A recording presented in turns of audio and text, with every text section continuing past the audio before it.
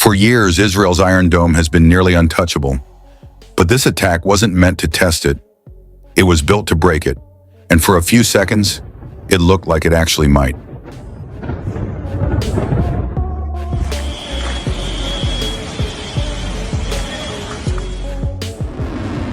Multiple streaks lit up the night sky.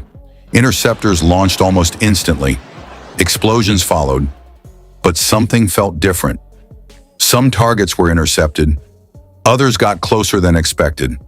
And in that brief window, there was uncertainty.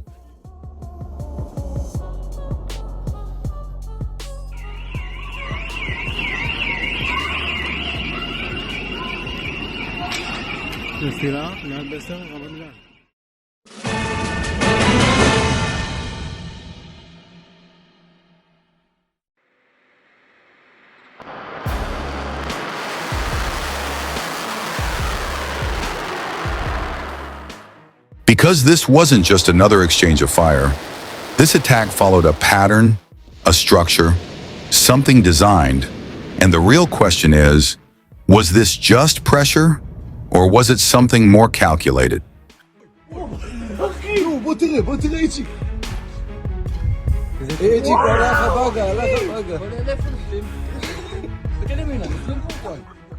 To understand what happened, you have to understand how Iron Dome works. It's not just a missile interceptor, it's a decision-making system.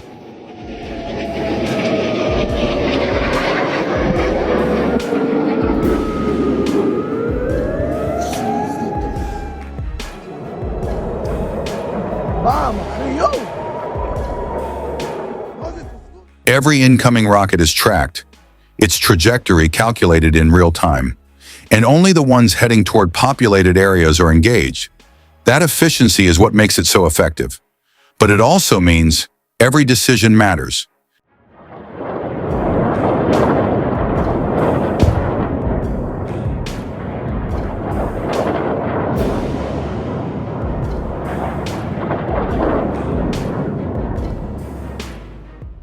Now imagine this, not one incoming threat, but dozens, arriving from different angles, at slightly different times, forcing the system to constantly reassess.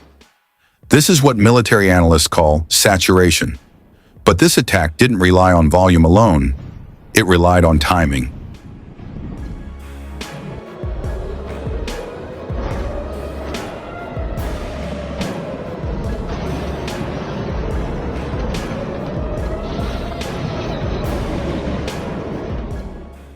The first wave triggers the system, interceptors launch, then comes the second wave, closer, faster, more complex. Now the system is under pressure, and then a third layer. Not necessarily larger, but more precise, designed to arrive when response capacity is already engaged. That's the moment everything changes.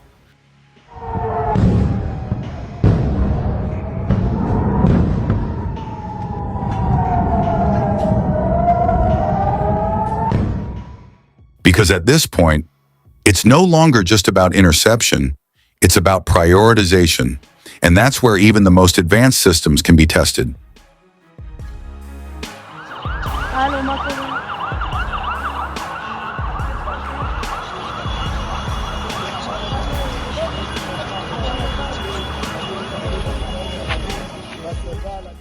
So did it work? Not completely. Iron Dome still intercepted the majority of incoming threats. But that's not the full story, because the goal of this attack may not have been total failure. It may have been to expose behavior, to observe response patterns, to identify timing gaps. And in that sense, the attack may have achieved something far more valuable. Whoa. Whoa. Whoa. Because once you understand how a system reacts under pressure, you can adapt. You can refine timing, adjust angles, increase effectiveness. And the next time, the outcome might be different.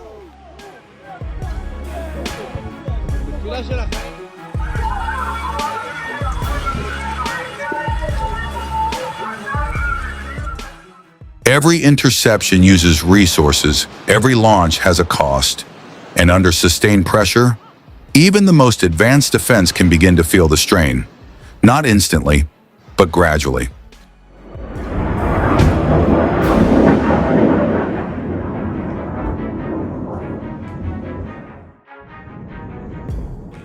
And that's where the real impact lies. Not in a single strike, but in the long-term implications. Because once a system is pushed, tested, or studied, it becomes part of a larger equation.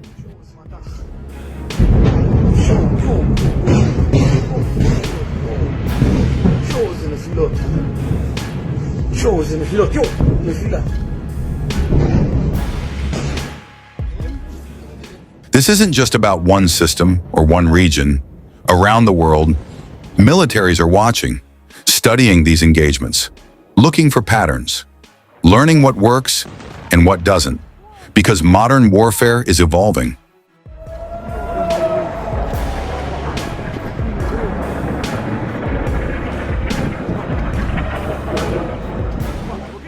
But there's another layer to this, something less visible, but just as important, because modern air defense isn't just about hardware, it's about information. Every interception, every radar track, every response time creates data. And in a situation like this, data becomes a weapon.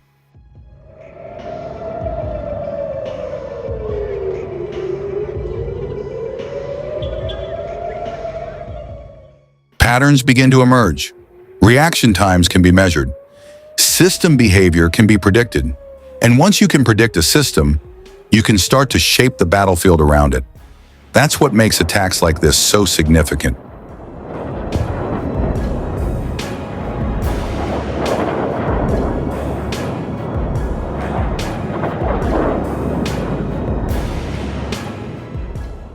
They're not just testing strength, they're testing logic.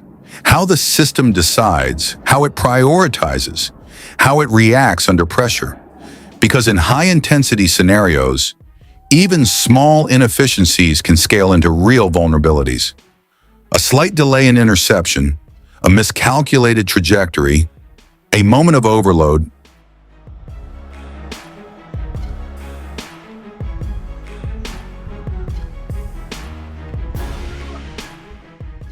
That's all it takes to shift the balance.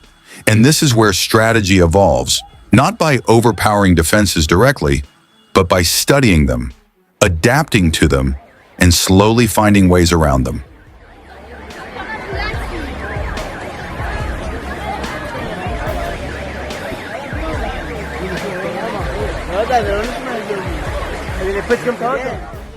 It's a cycle: attack, observe, adapt. And with each cycle, the margin for error becomes smaller, which means future engagements won't just be about who has the better technology, but who understands the system better.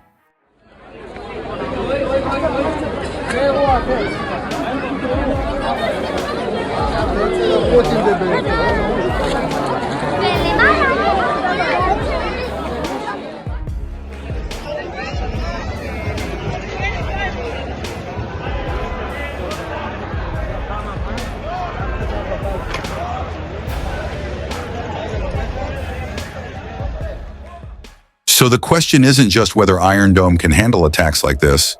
The real question is, how long can any system stay ahead of a constantly adapting strategy?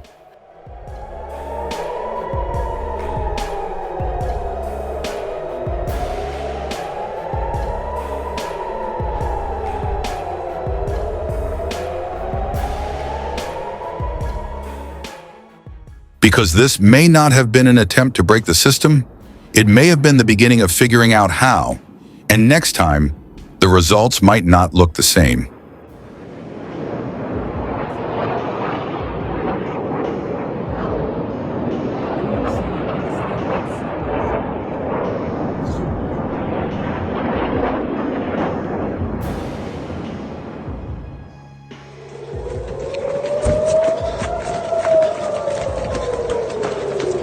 Na?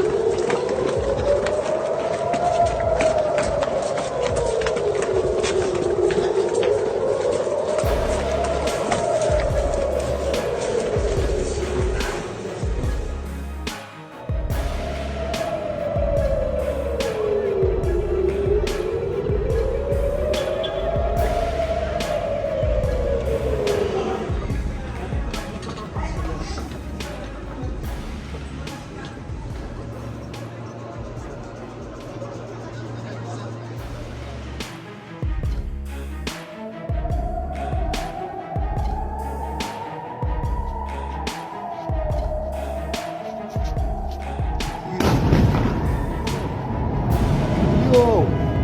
יואו, יואו.